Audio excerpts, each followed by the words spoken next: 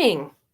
Welcome. It's another day of Bhagavad Gita Sadhana, a time to cherish as we're getting near the end of the year-long sadhana. And remember, you can always reach out to me if you'd like to join the special celebration on Sunday live, or if you can't make it live due to time change differences, for example, time zones, you can be with us by recording. Okay, I'm very excited to talk with you today. A few things briefly before we get to a very good question today. Today, I'm dedicating this practice to all those affected by the Ashtabula High School's roof collapse. So that's a high school. It's not, in terms of the United States, I guess, not too far from here, like about an hour or some drive. And they got enough snow that the roof of their school collapsed, and I feel for them and the teachers and the administrators, everybody, the parents, everybody involved. And just to let you know what the weather is like today, feels like -4 Fahrenheit or -20 centigrade. And it says it's a fresh breeze. And it's from the south. Thank goodness, because otherwise it'd be colder if it was from the north. And the wind gusts right now are around 30 miles per hour. I forget how much that is in kilometers. I beg your pardon. It's brisk. And I'm mentioning that because my physical body will definitely experience cold. But what I'm noticing through this sadhana is that my deeper layers, although they notice the cold and they notice that the physical body is cold, there's not suffering involved, if that makes sense. It's like, it is cold. I observe it. I can be with it and not be affected. And that's part of the big goal of our whole yearly sadhana here, is to notice what's going on around us in the world, but have this connection to ourself. We're like, it's going on, but I'm going to be me, and I'm not going to create suffering for myself.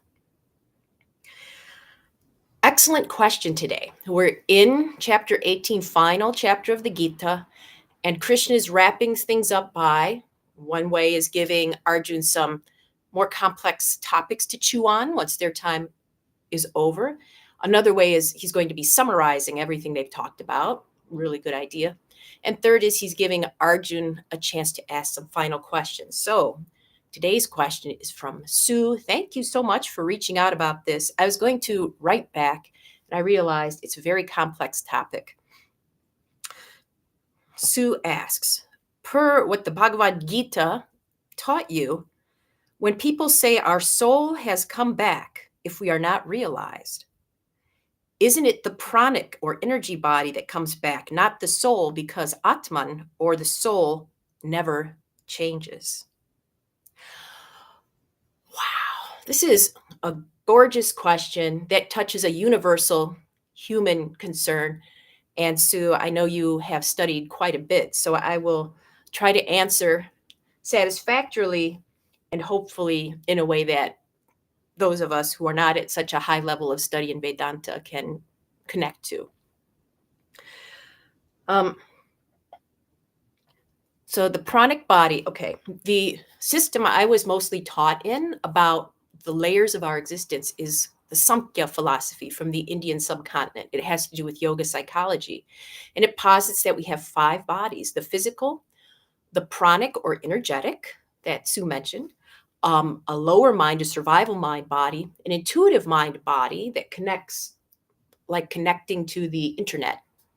Okay, we have an internet. Jung called it the collective unconscious that we can connect to. And then there's a 5th body called Ananda Maya Kosha, which is called the causal body. And all 5 of these bodies are sheaths over the soul.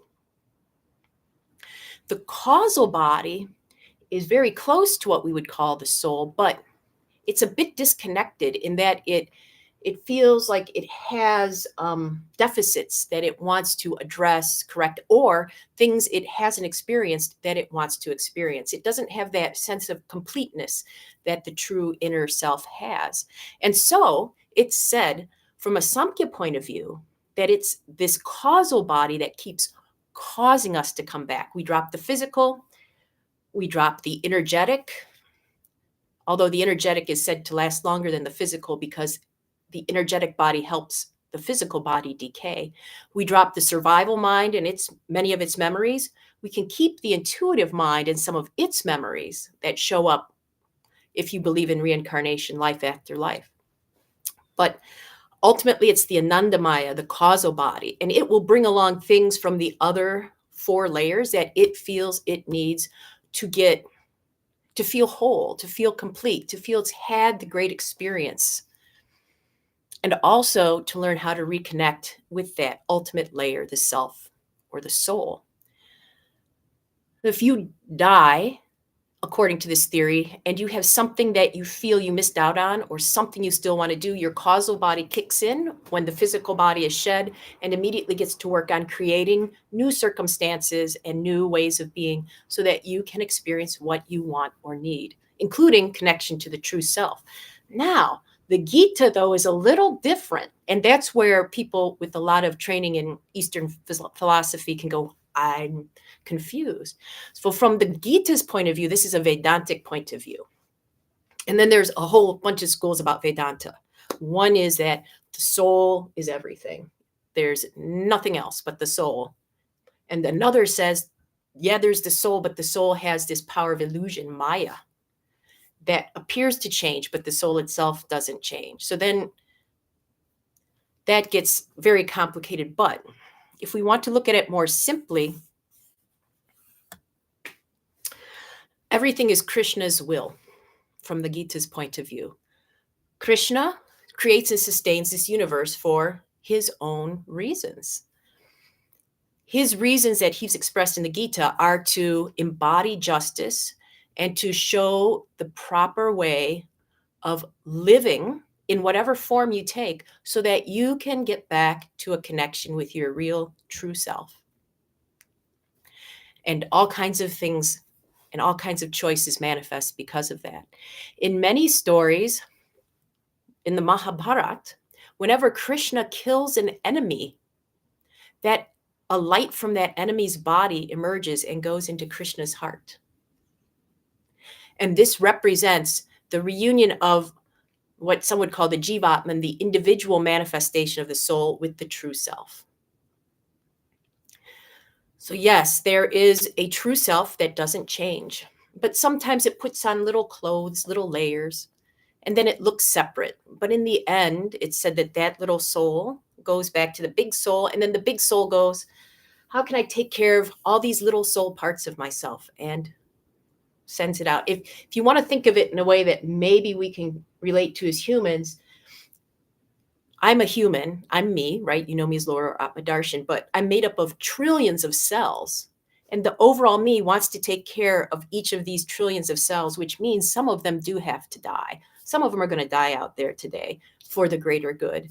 And the contents of those will get reabsorbed into the body and repurposed or recycled out into the world. So they come in, they're part of me, and I can absorb them back, but then they go out. And I don't know if that helps, but I hope it did, or at least gets you thinking about it. Because what I'd love you to contemplate today is what the Gita wants us to do is find the answers within. So I've given you a whole bunch of possible answers. What answer feels right to you from within? And it's correct. Whatever you feel is right is correct. I mean, right in your heart of hearts, not right in your mind here. So today I'll invite you to contemplate what keeps coming back in your life. What do you keep recreating in your life because you need to experience it? And that will give you a clue as to your reason for being, your causal self, the layer so close to the soul, it can reach out and touch it.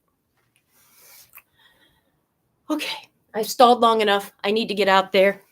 Let's do our pose. What patterns do you keep coming back to when you do this pose? Can you do it differently for your needs today? Oh, ice, baby. Do, do, do.